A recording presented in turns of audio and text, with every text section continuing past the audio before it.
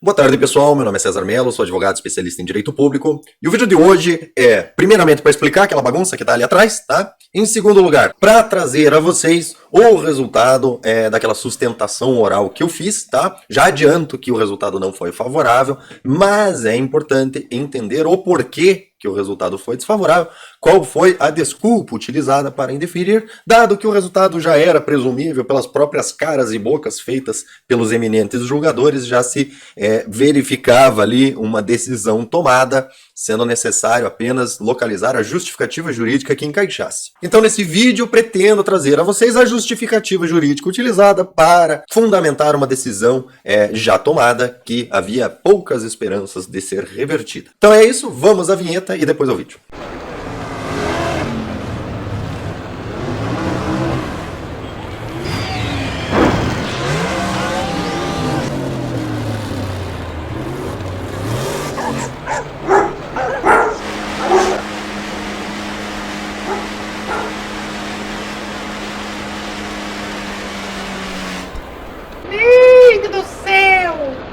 Pois bem, pessoal, e explicando a bagunça para vocês, né? O pessoal comentou, o que está inventando aí o advogado com multímetro, não sei quem em cima da mesa, né? Então, a breve explicação é a seguinte: nas férias eu faço um remembering dos meus tempos de garota de programa, né? E nas últimas férias eu descobri esse negocinho aqui que chama o Arduino. O que é o Arduino? O Arduino, ele é o que eu precisava quando uma vez, né, na época que eu trabalhava como garoto de programa, eu fiz todo um software para um dono de mercado lá, e ele não aceitou o software, disse que não era isso que ele estava esperando, porque o software controlava o estoque dele, mas ele tinha que lançar no computador o estoque, e ele tinha entendido, papo de caloteira, né, ele só não queria pagar, essa que é a verdade. Ele tinha entendido que o software ia fazer com que quando a pessoa tirasse da prateleira, automaticamente, magicamente, o estoque no computador fosse diminuído, né. Na época, era possível fazer? Era, com sistemas de automação extremamente complicados, só que hoje nós temos o tal do Arduino, que permite fazer isso de forma relativamente simples, que até um advogado consegue fazer, certo? Então, no momento, como eu vou instalar, como vocês viram, quem não viu, convido a ver, né, o meu planejamento lá da montanha, né?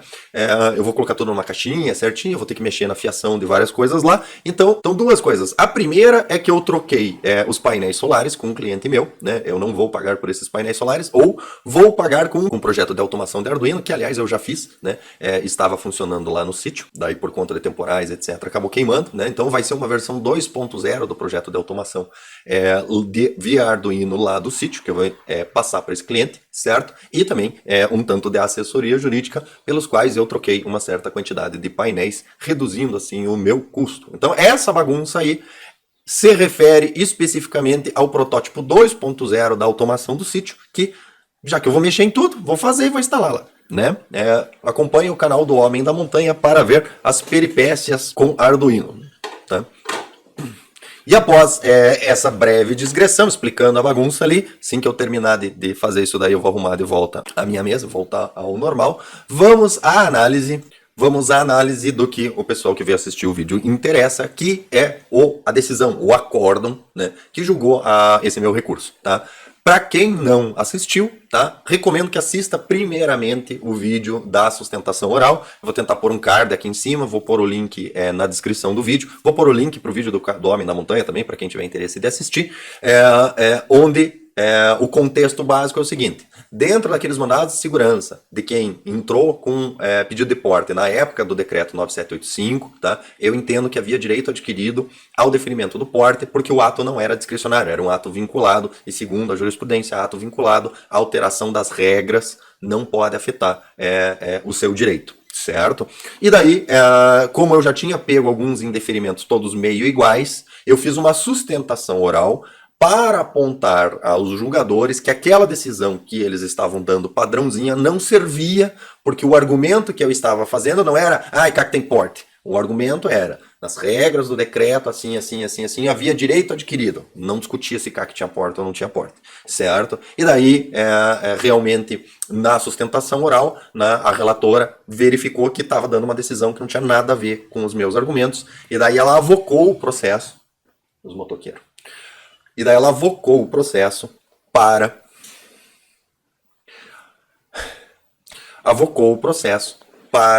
emitir nova decisão, porque a decisão dela simplesmente não faria sentido nenhum com os meus argumentos, certo? Ficou meio evidente que realmente não tinha lido com profundidade o processo, certo? E daí esse processo ele ficou suspenso, né, aguardando a decisão final, né, com a juntada do relatório do acordo, certo? Como eu não ia sustentar novamente, eu não marquei sustentação oral, então não aconteceu aquele julgamento televisionado, certo? Eles decidiram lá e daí colocaram no papel e é o que saiu agora. E eu vou ler para vocês entenderem como que o juízo saiu daquele checkmate que eu dei ali, tá? E já adianto que indeferiu o direito mesmo assim, certo? Com um fundamento que eu reputo pouco correto, né? Pelo qual eu pretendo recorrer às instâncias superiores, apesar de que, quem é advogado sabe, recorrer para as instâncias superiores é bem difícil passar por essa questão, né, da falta de leitura, né, e acaba saindo decisões, porque não cumpria os requisitos para o recebimento do recurso, etc. É bastante complicado isso, mas eu pretendo, vou falar com o cliente, né, ver se é do interesse dele, fazer o recurso, certo? Muito provavelmente, né, eu tenho um processo em meu nome, né, em causa própria, que eu estou utilizando esse mesmo argumento, muito provavelmente a decisão vai ser de igual teor, eles vão juntar essa decisão passará a ser a decisão padrão relativa a esses argumentos que eu estou apresentando, né? Se o cliente não quiser, eu pretendo pelo menos o meu caso levar até o STJ e vou verificar se é questão de STF ou não. Aí teria que ver se tem questão constitucional ou não, né? Quem é advogado sabe as dificuldades que envolvem, mas há vários obstáculos para apenas conseguir que o tribunal sente e avalie seus argumentos, certo? E daí, uma vez sentando e avaliando os argumentos, né, a chance de simplesmente também o direito pular pela janela porque está escrito arma no processo também é bastante grande, tá? Então, sem maiores delongas, vamos à análise do acordo, tá? Que diz o seguinte, tá? Então, começa aqui. Pronto, o motoqueiro já foi buscar a mãe na casa de luz vermelha, podemos continuar. Então, a decisão, eu pulei, não vou ler a decisão inteira, porque ela é bem extensa, né? Tem todo um relatório do que aconteceu, etc, etc, etc. Eu vou só na parte que realmente o juiz fala desse argumento específico da sustentação oral, tá? Que é o seguinte, né? Para obtenção da autorização de porte de arma de fogo, é exigível a comprovação do preenchimento dos requisitos na Lei 10.8.26. Nessa análise que está feita a autoridade pública, não cabe intervenção judicial, exceto se configurada ilegalidade, abuso ou desvio de poder, que é aquilo que eu sempre falo para vocês. Foi indeferido o porte por uma argumentação de efetiva necessidade, certo? Você precisa realmente ter um fundamento muito bem feito, porque não cabe mandado de segurança sobre a opinião da autoridade. Se a autoridade tem uma opinião de que ele acha que você não cumpre os requisitos, tá? Não cabe mandado de segurança para substituir a opinião do delegado pela opinião do magistrado, tá? Então, né, que ele junta várias jurisprudências confirmando isso, né? É por isso que a gente precisa, quando for fazer o pedido de porte, pensando em um futuro mandado de segurança, ter isso muito bem fundamentado e muito bem documentado para que, caso venha aquela decisão genérica, aquela decisão ela seja tão teratológica que ela entre nos casos de ilegalidade, abuso ou desvio de poder, né? Então, por exemplo, assim, você junta lá uma ata notarial que demonstra ligação de ameaça, aviso de que o cara vai te matar, aí foto do carro metralhado, etc, etc, e daí o delegado diz que você não juntou provas de ameaça nem de atentado contra a sua vida, aí essa decisão ela se torna ilegal com desvio de poder e abuso, daí sim, daí ela pode ser atacada pela via do mandado de segurança, e se eventualmente você conseguir, muito provavelmente o juiz não vai decidir no lugar do delegado, ele vai no máximo anular aquela decisão que ele fez e vai mandar ele emitir outra, levando em consideração as provas que você levou, e daí, inclusive, eu não vi o caso, mas conheço relatos de que aí o delegado simplesmente foi lá e disse, então tá bom, então tem porte de arma, mas é só estadual e é só por 3 meses, porque essa tua situação é passageira, né? E daí acaba valendo a decisão do delegado, tá? Então é complicado, é difícil, né? As pessoas têm que saber disso, tá? E seguindo, né?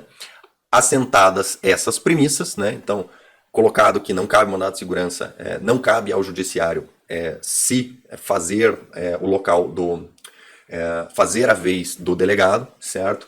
É infundada a irresignação do impetrante, ou seja, eu não tenho razão, por quê? Não há irregularidade no procedimento que culminou no indeferimento do porte de arma de fogo, ou disse o procedimento está tudo certo. A mera alegação de que a parte exerce atividade esportiva não configura excepcionalidade prevista na Lei 10.826 para concessão de porte para o cidadão comum, aí eu concordo mesmo, só porque o CAC não tem porte, certo? É isso que está escrito aqui, certo? Teria que comprovar o pedido para concessão de porte de arma para o cidadão comum, com fundamento lá no artigo 10, precisa ter efetiva necessidade mesmo. Na dicção da lei, aos integrantes das entidades de desporto legalmente constituídas, cujas atividades demandem o uso de arma de fogo, somente é conferida a autorização para o porte de trânsito, guia de tráfego, a ser expedida pelo Comando do Exército, nos termos do parágrafo 1º do artigo do Decreto 5123/2004. Aqui já está cagado. Aqui já está cagado. Por quê? Porque está fazendo referência a um decreto revogado, certo? Nos termos desse decreto, beleza, era só isso mesmo, certo? Só que eu estava falando de uma situação do decreto 9785. E no decreto 9785 era deferido, dentro da regulamentação prevista na Lei 10.826, o porte de arma, né? Havia ali, considerando a liberdade do chefe do executivo de regulamentar como a exceção do artigo 6º, inciso 9, deveria ocorrer, ele concedeu o porte de arma, desde que comprovados os requisitos. Certo? E daí segue aqui realmente o fundamento, né? Enfrenta efetivamente, que já é uma grande coisa, né? Já é uma grande coisa. A maioria dos meus processos, né? A maioria dos processos do mandado de segurança com esse fundamento, eu não consegui arrancar do judiciário nem o enfrentamento da tese. Não cabe porte para cá que o decreto foi revogado, te vira aí, negão, entendeu? Direito adquirido, essas coisas aí, eu fingi que você não escreveu no processo aí, faz de conta que você não escreveu, eu só vou pegar o padrãozinho que eu tenho de sentença aqui, colocar uma frase a mais, o decreto foi revogado e dane-se, entendeu? Então, parabenizo aqui o julgador por ter enfrentado a tese. Eu discordo, entendeu?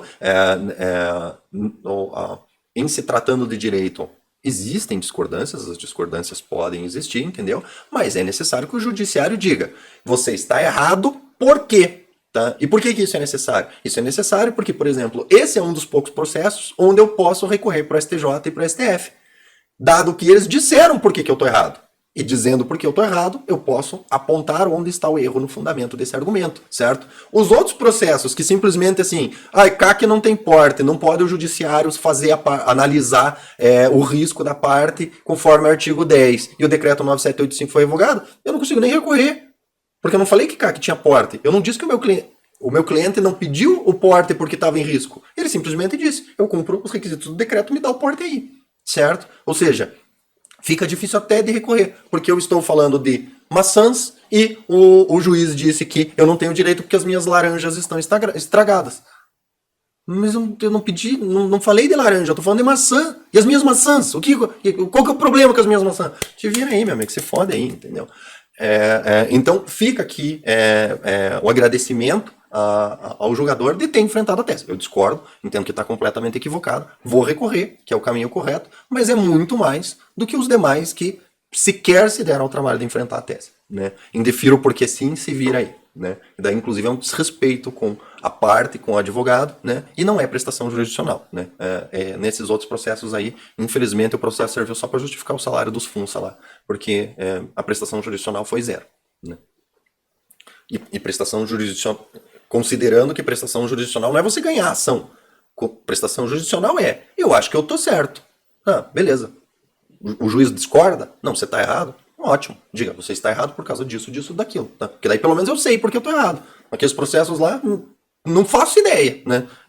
Indefiro porque não. Né? Enfim. Então, nessa decisão, o que nós temos? A circunstância de o impetrante ter protocolado o requerimento administrativo na vigência do decreto 9785, revogado pelo decreto 9847, não lhe confere o direito alegado porque, ainda que argumente que o ato normativo infralegal afasta a exigência de demonstração de necessidade, quer efetiva, quer presumida, condicionando a concessão do porte de arma à simples comprovação de condição de atirador e do implemento dos requisitos do artigo 4º, que foi isso que eu escrevi, entendeu? A minha alegação é isso, tá? Eu não estou falando de efetiva necessidade, Não. A minha alegação, em todos os mandados de segurança, olha, não se discute efetiva necessidade aqui, porque o decreto dispensava, o decreto dizia, cara crachá, apresenta o CR, demonstra lá os requisitos do artigo 4º, teste de tiro, teste psicológico, certidões, tem direito ao porte, tá? Então, efetivamente aqui, parabéns ao juízo que vai efetivamente enfrentar o meu argumento. O primeiro de vários processos que está fazendo isso. Tá? E olha aqui, embarguei de declaração, às vezes mais de uma vez para tentar obter isso aqui e não consegui. Certo? E mais, nos outros processos, a maioria, eu fiz sustentação oral. Só que diferente do TRF4, a maioria dos outros processos é TRF1 e TRF3, se eu não me engano. Certo? Eles não estão deixando você fazer sustentação oral. A sustentação oral lá é, você manda um arquivo em vídeo. E eu estou mandando arquivo em vídeo em todos os processos, certo? Só que daí, acho que eles e é o mesmo, a mesma sustentação oral que eu fiz ali, né? Só não é ao vivo. Não adianta nada. Ninguém lê, ninguém olha, ninguém enfrenta a tese, tá? Então, continuando, né? Ele diz aqui, as alterações legislativas no curso do processo administrativo. As alterações legislativas no curso do processo administrativo não afetam o direito já adquirido sob a égide da legislação revogada. Tá? Ou seja, o juízo está dizendo que eu tenho razão. O juízo está dizendo que eu tenho razão. Está dizendo que a minha tese está correta. Sim, doutor César, você tem razão. O direito já comprovado no início do processo administrativo, a alteração das regras não alteraria o direito. Tá? E aí vem o truque, tá? O truque para indeferir o pedido. Tá? Qual que é o truque? Um ato normativo infralegal que não pode inovar o ordenamento jurídico não tem o condão de conferir direitos, à revelia da própria lei que visa regulamentar. Com efeito, é infundada a assertiva de que o impetrante teria adquirido o direito devido ao mencionado decreto, revogado e manifestamente contrário à lei. Entenderam? Então, o que ele está dizendo? Ele está dizendo assim, é verdade. Quem deu entrada e tinha o direito, não pode mudar o direito, certo? A regra não pode mudar, deveria ter sido deferido. Só que o que ele está dizendo? Ele está dizendo que o decreto era ilegal. Ele está dizendo que o decreto extrapolou a regra. E se o decreto extrapolou e o decreto era ilegal, basicamente o que ele está tentando dizer, e aí eu vou precisar de embargado e declaração para pegar uma explicação melhor, porque é o único entendimento que faz sentido do ponto de vista jurídico. É o seguinte, olha, você já não tinha direito porque o decreto era ilegal, entendeu? O que data máxima venha, está equivocado. Está equivocado porque é o seguinte, o decreto tem presunção de legitimidade. O decreto tem presunção de legitimidade. Não pode, incidentalmente, no mandado de segurança, o juízo dizer assim, mas o decreto era ilegal. Era ilegal? Tem decisão de inconstitucionalidade em algum lugar? Tem alguma análise, certo? O decreto foi revogado, meus amigos. O decreto foi revogado. Não pode, de maneira incidental, assim, o juízo dizer que, não, mas era ilegal de qualquer jeito, entendeu? Até porque isso não foi nem argumentado pela autoridade coatora. Certo? Ou seja, o decreto foi publicado e depois ele foi revogado. Nesse meio tempo, as regras dele vigoraram. Até porque, se não fosse assim, todo mundo que efetivamente conseguiu o porte nessa época, e tem uma certa quantidade de pessoas, o porte desses daí teriam que ser caçados. Eu não vejo nenhuma movimentação nesse sentido. Não existe, certo? Então, o que o juízo está fazendo? Ele está falando assim, tá errado, mas tipo... não dá nada porque já era ilegal mesmo, então não pode, né? Então o que a gente vê aqui é efetivamente uma prevalência, mais uma vez, da ideologia desarmamentista sobre o direito, né? Mais uma vez, falou em arma, o direito falou e pulou pela janela, certo? Porque aqui o juízo está fazendo uma análise de controle de legalidade ou de constitucionalidade do decreto incidentalmente no meio do processo, certo? Qual que é o lado ruim dessa argumentação? O lado ruim dessa argumentação é que foi indefinido, certo?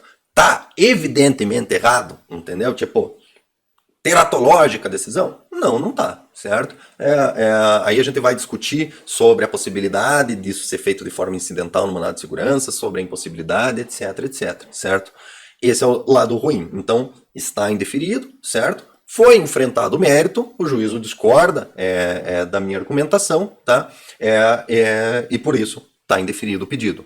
Porém, contudo, no entanto, tem um lado bom. E qual que é o lado bom? O lado bom é que agora, efetivamente, eu tenho um argumento ao qual contraditar, certo? Nos outros processos, eu não tenho um argumento para contraditar. O que eu vou ter que fazer nos outros processos? Eu vou ter que recorrer para o STJ para alegar que há uma nulidade no processo porque o juízo se recusou a analisar os meus argumentos para que o juízo anule a decisão, né? E daí, muito provavelmente, mande de volta para o tribunal emitir nova decisão que enfrente, etc. Ou daí utilizar lá um princípio cujo nome agora me falta, que permite que ou utilizar lá a tese da causa madura, né, dizendo, olha, pela tese da causa madura, como se trata de uma situação meramente de direito, pode o STJ anular a decisão e daí emitir uma outra decisão no lugar. É o que caberia. Mas fica muito mais difícil de fazer uma decisão dessa subir. Aqui no caso, né, fica mais fácil de eu entrar com recurso especial dizendo, olha, aqui está se discutindo a legalidade do decreto 9785 e os limites do artigo 6º, inciso 9, certo? E daí tentar fazer com que isso suba para o STJ, o que, repito mais uma vez, não é facinho, não é bolinho, tá? É bastante complicado fazer o STJ simplesmente sentar para analisar a tese. Tá? Existe uma série de requisitos a serem enfrentados. Tá? Então, o resultado é esse, certo? Em efetivamente enfrentando a tese, o que o tribunal disse? O tribunal disse, sim, está correto. O direito que poderia ser exercido quando você protocolou o processo administrativo não pode ser afetado pela alteração das regras no curso do processo, ou seja, a revogação do decreto não afetaria o direito ao mandado de segurança.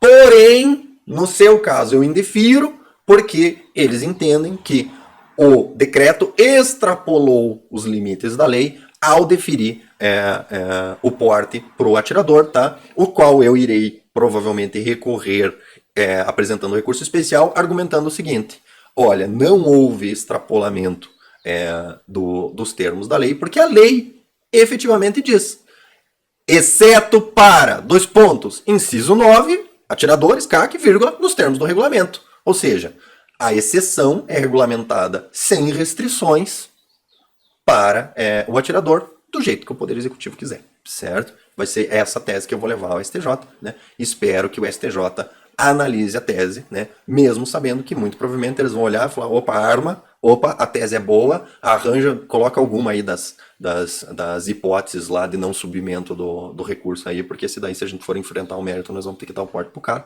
e a gente não quer, certo? Né? E espero também que seja um caso de perda de objeto, né? Porque após a eleição aí do presidente da Câmara, etc, né?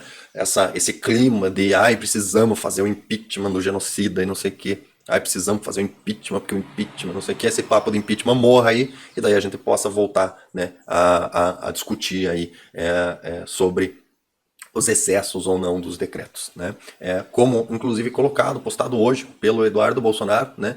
Agora não vou achar aqui para mostrar para vocês, mas o Eduardo Bolsonaro foi cobrado sobre os decretos e ele respondeu o seguinte, olha, no clima que está agora, se a gente soltar os decretos, é muito provável que o Maia corra com o PDL para derrubar os decretos imediatamente. Então, a gente pretende lidar com isso depois da eleição da presidência da Câmara, certo? Então, fica aí um parabéns para o Eduardo Bolsonaro de ter prestado contas para o pessoal demandante, tá? Eduardo Bolsonaro, se você estiver assistindo o vídeo, tome esse cuidado de dar um feedback para o pessoal, entendeu? A gente sabe que as coisas nem sempre são como se pretende fazer, imprevistos acontecem, às vezes é necessário mudar o rumo do planejamento, tá? Mas é importante que seja dado um feedback. Olha, não dá porque os caras estão pedindo impeachment, né? Se a gente soltar o Maia, derruba o decreto e aceita o impeachment no dia seguinte, inclusive usando os decretos como motivo para aceitar o impeachment, entendeu? Então, tá tudo certo lá, já tá organizadinho para o Lira ganhar. O Lira, pelo menos nos 2 primeiros meses, nos primeiros 60 dias, vai estar unha e carne aqui com o governo. Aí a gente solta, fica melhor, né? Dura pelo menos os 60 dias enquanto o Lira estiver do nosso lado, depois a gente vê, tá? Então, gente, é isso. Peço que curtam, compartilhem, se inscrevam no canal, né? Como diz o meu amigo Marcos Polon, a luta é longa, dura e árdua. Se fosse fácil, todo mundo já tinha feito, isso daí já estava resolvido, tá? E lembre-se, o porte do CAC existe, ele vive nos nossos corações e mentes. Basta nós acreditar, né? E assistir a Globo, porque essa semana, né, no Jornal da Manhã, o pessoal da Globo disse que CAC tem porte, e se deu na Globo, é verdade, tá? Então é isso, até o próximo vídeo.